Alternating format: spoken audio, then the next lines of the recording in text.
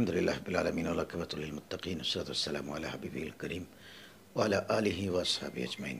সুপ্রিয় শ্রোতাবৃন্দ, আসসালামু আলাইকুম ওয়া রাহমাতুল্লাহি ওয়া বারাকাতুহু। অত্যন্ত ভারাক্রান্ত হৃদয় নিয়ে আজকে আপনাদের সাথে যুক্ত হয়েছি। ইতিমধ্যে আপনারা আমাদের সামাজিক যোগাযোগ মাধ্যমে দেখেছেন কিছু যুবক, তাদের কারো মুখে দাড়ি, কারো মুখে মাথায় টুপি, তারা রাসূল করিম সাল্লাল্লাহু আলাইহি ওয়াসাল্লামের দরুদ শরীফ নিয়ে ব্যঙ্গ করছে এবং হাসি তামাশা করছে। তাদের সামনে টেবিলে কয়েকটি কেকও রেখেছে, মানে জন্মদিনের কেক কাটছে। চলুন তাহলে আমরা এখন ভিডিওটা দেখে আসি, তারপরে শরীয়তের ফয়সালা সম্পর্কে আমরা বিস্তারিত আলোচনা করব।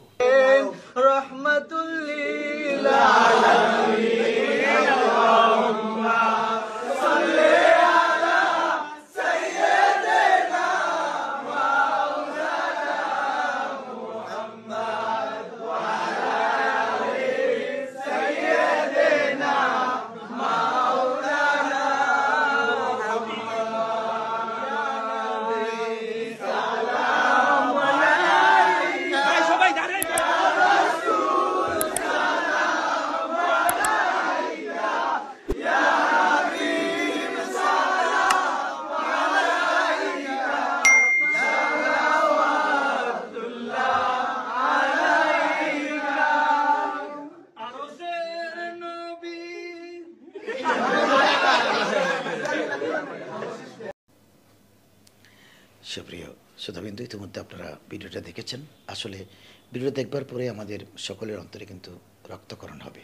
যাদের ভিতরে ন্যূনতম রসুল প্রেম আছে, রসুলুল্লাহকে যারা ভালোবাসেন, আল্লাহ এবং রসুলুল্লাহকে তো ইমানদার ছাড়া আর কেউ ভালোবাসতে পারে না। আর প্রত্যেক ইমানদারের অন্তরে রসুল, আল্লাহ এবং রসুলের প্রেম প্রীতি ভালোবাসা আছে। ইনি হয়তো আমল করতে পারেন না, কিন্তু রসুলকে নিশ্চিত ভালোবাসেন। সারা পৃথিবীর কোনো মুসলমান যারা যেখানে থাকুক, এই ভিডিওটা দেখে কিন্তু তাদের কখনো চুপ থাকবার সুযোগ থাকবে না, তাদের অন্তরে রক্তকরণ হবে। রাসূল করিম সাল্লাল্লাহু আলাইহি ওয়াসাল্লামের যুগেও কিন্তু এরকম আল্লাহ এবং তার রসুলকে নিয়ে অনেকে মশকরা করত। তাদের ব্যাপারে কোরআনে কী ফয়সালা দিয়েছে সেটা আমরা একটু পরে জানবো। আগে তার প্রেক্ষাপটটা আমরা জানি যে রাসূল করিম সাল্লাল্লাহু আলাইহি ওয়াসাল্লাম তবুকে যুদ্ধে যাওয়ার সময় তিনজন মুনাফিক রসুলের সঙ্গে যাচ্ছিল। অর্থাৎ তারা যে মুনাফিক সেটা প্রকাশ না করে মুসলমানদের সাথে যুদ্ধ করবে এই মর্মে তারা রওনা দিয়েছে। কিন্তু পথের মধ্যে দুজন খুব হাসি তামাশা করছে, তৃতীয়জন হাসাহাসি করছে। হাসি তামাশা করছে এভাবে, চলুন না মুসলমানদের নবীর সাথে গিয়ে এবার আমরা রোম জয় করে ফেলবো, অর্থাৎ এবার আমরা বিজয়ী হয়ে যাব, মশকরা করতেছে। অর্থাৎ মুনাফিক তো তারা চিন্তা করছে এত দুর্বল বাহিনী নিয়ে কাফিরদেরকে তবুকের ময়দানে তারা পরাস্ত করবে, এটা কখনো হতে পারে না। তো রাসূল করিম সাল্লাল্লাহু আলাইহি ওয়াসাল্লাম তবুক পৌঁছে তাদেরকে ডাকলেন, ডেকে বললেন, তোমরা দুজন আর এই একজন, তোমরা তিনজনই আমাদের ব্যাপারে হাসি তামাশা করছিলে, তাই না? অর্থাৎ দুজন বলছিল যে আমরা রোম জয় করে ফেলবো, আমরা এই করবো, আমরা শিখ করবো, যে মোহাম্মদ রাসূলুল্লাহ আজকে কী করে দেখবো, এনার বাহিনী কত শক্তিশালী দেখবো, আর তুমি হাসাহাসি করছিলা। এ কথা আলোচনা করবার প্রেক্ষাপটে আল্লাহ তাআলা পবিত্র কোরআনের সূরা তওবার 65 এবং 66 নম্বর আয়াতে কারিমাতে ইরশাদ করেছেন, ওয়ালা ইন সালতাহুম লায়াকুলুন্না ইন্নামা কুন্না নাখুদু ওয়া নালআবু। রাসূল এই তিন মুনাফিককে ডেকে জিজ্ঞেস করলেন যে তোমরা কি আমার ব্যাপারে হাসি ঠাট্টা করছিলে, তোমরা কি বলছিলে? তখন তারা বলছে আমরা এমনি এটা খেলার ছলে বলছিলাম। তারা বলছে আমরা অন্তর থেকে বলিনি, খেলার ছলে বলছিলাম। রাসূল করিম সাল্লাল্লাহু আলাইহি ওয়াসাল্লামের শানে এবং আল্লাহর শানে কখনো খেলার ছলেও কিন্তু আপনি মশকরা করে কোনো কথা বলতে পারবেন না।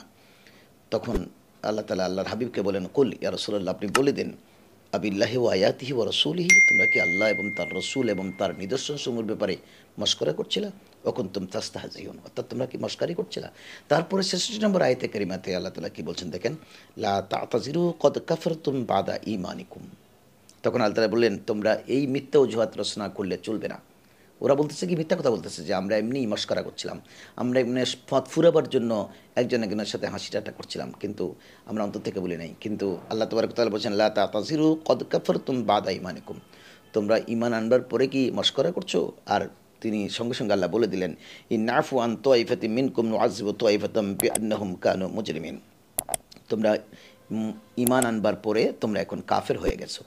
আল্লাহ তাআলা সুস্পষ্ট বলছেন, লা তা'তাযিরু ক্বাদ কাফারতুম বাদা ঈমানিকুম, তোমরা মিথ্যা অজুহাত রচনা করবে না, কারণ তোমরা ঈমান আনবার পরে তোমরা এখন মুরতাদ হয়ে গেছো। ইন্নাফু আন তাইফাতাম মিনকুম নুআযযিব তাইফাতাম বিআন্নাহুম, তোমাদের মধ্যে আল্লাহ তোমাদের একে অপরকে আল্লাহ তাআলা অবশ্যই শাস্তি দেবেন, তোমাদের মধ্যে যাকে চান তাকে আল্লাহ অবশ্যই শাস্তি দেবেন। বিআন্নাহুম কানু মুজরিমিন, নিশ্চয়ই তোমরা অপরাধী ছিলা।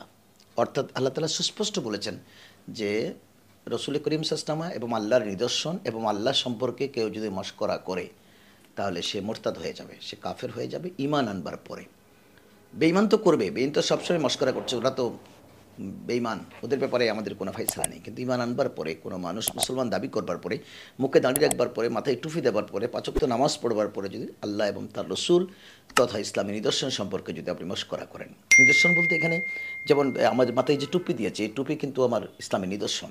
এই যে দাঁড়িয়ে রেখেছি, দাঁড়িটা কিন্তু ইসলামের নিদর্শন। আমি যে পাঞ্জামা পাঞ্জাবি পড়েছি, এটা ইসলামের নিদর্শন। আপনি ইসলামের কোনো নিদর্শন নিয়ে কিন্তু মস্করা করতে পারবেন না। যেমন ওই যে কোনো ইসলামী নিদর্শন নিয়ে, যে নামাজের মধ্যে যে আমাদের যে আমলগুলো আছে সেগুলো নিয়ে কোনো রকমের মস্করা করা চলবে না। কারণ এগুলো নিয়ে মস্করা করা মানে সরাসরি আল্লাহ এবং রসুলকে আঘাত করা। সুতরাং আল্লাহ এখানে স্পষ্ট ফয়সালা দিয়েছেন, লা তাতাজিরু কদ কাফারতুম বাদা ঈমানিকুম, তোমরা অজুহাত রচনা করো না, তোমরা তিনজন যারা মস্করা করেছো তবুক যুদ্ধে আসবার সময় তোমরা ঈমান আনবার পরে কাফের হয়ে গেছো।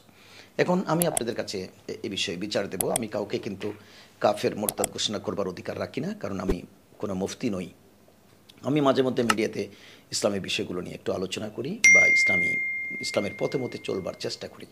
একজন সাধারণ নাগরিক হিসেবে আমি মুসলমানদের আদালতে এই বিচার দিতে চাই যে এই লোকগুলো যারা এরকম হাসি তামাশা বিদ্রোহ করলো দরুদ শরীফ নিয়ে, ইয়া নবী সালামু আলাইকা নিয়ে, আল্লাহুম্মা সাল্লি আলা সাইয়্যিদিনা নিয়ে যে মশকরা করলো, তাদের ব্যাপারে ইসলামের ফয়সালা এখন কী হবে আমি আপনাদের বিচারালয়ে সেটা পেশ করলাম। নিশ্চয়ই আপনারা বিষয়টি বিবেচনা করে দেখবেন এবং আপনাদের সন্তান সন্ততিকে সতর্ক করে দেবেন। বিশেষ করে মাদ্রাসায় আপনি কওমি বলেন, আলিয়া বলেন, আপনি দর্শনী জামি বলেন, বাংলাদেশে অসংখ্য মাদ্রাসা এখন গড়ে উঠেছে। কারণ সাধারণ মানুষ মনে করছে আপনারা ইসলামের প্রতিনিধিত্ব করছেন, কিন্তু আপনারা যে মাদ্রাসা ছাত্রদেরকে পড়াচ্ছেন তাদেরকে আপনারা কী শিক্ষা দিচ্ছেন? তারা কি ইসলামে আকিদের ব্যাপারে পারফেক্টলি রসুল করিম সাল্লাল্লাহু মহব্বত নিয়ে কি ওখান থেকে আলেম হয়ে বের হচ্ছে? নইলে কিন্তু প্রত্যেকটা শিক্ষক কিন্তু দায়ী হবে। কারণ আপনি নিজকে বড় আশিক রসুল দাবি করলে হবে না। আপনার আকিদা যদি গলত থাকে, রসুল সম্পর্কে, আল্লাহ সম্পর্কে, ইসলামের নিদর্শন সম্পর্কে যদি আপনি ভুল ধারণা পোষণ করেন, হাসি তামাশা করেন, তাহলে কখনও আল্লাহর কোরআনের বাণী অনুপাতে সূরা তওবার ৬৬ নম্বর আয়াতে কারিমার ফয়সালা মোতাবেক আপনার ঈমান থাকবে না, আপনি মোরতাদ হয়ে যাবেন। সুতরাং আপনাদের প্রতি আমার একান্ত অনুরোধ থাকবে, জাতির প্রতি অনুরোধ থাকবে যে আপনাদের ছাত্রদেরকে কোথায় পড়াচ্ছেন সেটা খেয়াল করবেন, কোন উস্তাদ পড়াচ্ছে এবং তারা সেখান থেকে কী শিখে আসছেন। মাদ্রাসার ছাত্রদেরকে যদি আমরা সঠিক তালিম দিয়ে বের করতে না পারি, এই আলেম উলামা ইসলামী দল করলে হবে না, কিন্তু আপনি কোন দল করছেন, সেই দলের মূলনীতি কী, সেই দলের আইডিওলজি কী, সেই দল কী শিক্ষা দিতে চায়, সেটা যদি তাদেরকে আপনি ব্যক্ত না করেন, তাহলে কিন্তু আপনার এই ঈমান আকীদা সব কিছু বরবাদ হয়ে যাবে। আমি আপনাদের পাশাপাশি কিন্তু এই মুনাফিকগুলো সম্পর্কে সূরা কলমে আল্লাহ তাআলা কী বলছেন, আমরা সেখান থেকেও একটু ঘুরে আসবো, আপনাদেরকে দেখাবো। সূরা কলমে আল্লাহ তাবারক ওয়া তাআলা ওয়ালিদ বিন মুগিরা রসুল করিম সাল্লাল্লাহু দুশমন ছিল, সেই রসুল করিম সাল্লাল্লাহু বিরুদ্ধে একটা মিথ্যা অভিযোগ আনয়ন করবার পরে আল্লাহ তাআলা কোরআনুল কারীমে স্পষ্ট ঘোষণা করেছেন যে উতুল্লিম বাদা জালিকা জানিম আনকানা যা মালিম ওয়া বানিন ইজা তুতলা আলাইহিম আয়াতুনা ক্বালা আসাতিরুল আউয়ালিন সানাসিমুহু আলাল খুরতুম। আল্লাহ তাআলা সূরা কলমে বলেছেন ওয়ালিদ বিন মুগিরা রসুলের একটি মিথ্যা দোষ বের করবার চেষ্টা করেছে, সে রসুলের সাথে বেয়াদবি করেছে। আল্লাহ তাবারক ওয়া তাআলা তার 10টা দোষ ফাঁস করে দিয়েছে কোরআনুল কারীমের মাধ্যমে।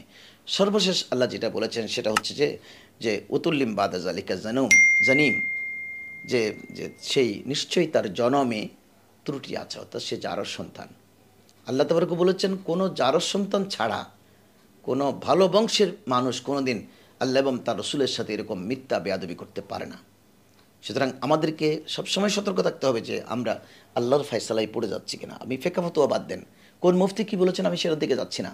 আল্লাহ কী বলেছেন, আল্লাহ হাবিবের দুশমনদের ব্যাপারে আল্লাহ কিন্তু একেবারে জিরো টলারেন্স, এক সুতি পরিমাণও কখনো ছাড় দেননি। এবং এই ওয়ালিদ বিন মুগিরা সম্পর্কে আল্লাহ স্পষ্ট করে দিয়েছেন সানাসিমহু আলাল খুরতুম, অচিরেই তার নাক কাটা যাবে, অর্থাৎ সেই পৃথিবীর জমিনে বেইজ্জত হবে। যারা রসুলের সাথে বেয়াদবি করেছেন, যখন করেছেন, যেখান থেকে করেছেন, এরা কেউ ইজ্জত নিয়ে ঈমান নিয়ে মরতে পারে নাই। দুনিয়ার জমিনে তাদের জন্য বেইজ্জতি, কাল হাসরের ময়দানে তাদের জন্য থাকবে জাহান্নাম। সুতরাং আল্লাহ রসুলের শানে, আল্লাহর শানে বেয়াদবি করা থেকে আল্লাহ আমাদেরকে বাঁচিয়ে রাখুক। যারা যেখান থেকে বসে ভিডিওটা দেখছেন আপনারা বেশি করে লাইক শেয়ার দেবেন, আমাদের ছেলেমেয়েরা যেন সতর্ক হয়ে যায়, রসুল করিম সাল্লাল্লাহু শানে যেন আদব বজায় রাখে। কারণ তারা জানবে না এই মশকরার ফাঁকে কখন তাদের ঈমান বের হয়ে যাচ্ছে, তাদের জীবন থেকে ঈমান চলে যাচ্ছে, তারা মুনাফিক হয়ে মারা যাচ্ছে। মৃত্যুর পরে তাদের নামাজ রোজা হজ যাকাত কোনো কাজে আসছে না, তারা সরাসরি জাহান্নামে প্রবেশ করছে। কারণ ইন্নাল মুনাফিকিনা ফিদ দারকিল আসফালি মিনান নার, এ সমস্ত দুশ্মনের ব্যাপারে আল্লাহ বলেছেন তারা জাহান্নামের একেবারে সর্বনিম্ন স্তরে অবস্থান করবে। যেহেতু তারা মুনাফিক, তারা দ্বিমুখী ভাব পোষণ করে, একদিকে নিজকে মুসলমান দাবি করে, আর যিনি ইমানের জান এবং প্রাণ নবী রহমতুল্লাহ আলমিনের শানে বেয়াদবি করে। আশা করি বিষয়টি বিবেচনা নেবেন এবং লাইক শেয়ার দিয়ে বহুল প্রচারের ব্যবস্থা করবেন। ভালো থাকুন সবাই, ইমান নিয়ে থাকুন। আল্লাহ আমাদেরকে ইমান নিয়ে থাকবার তৌফিক দিক। আসসালামু আলাইকুম রহমতুল্লাহি ওয়া বারাকাতুহু।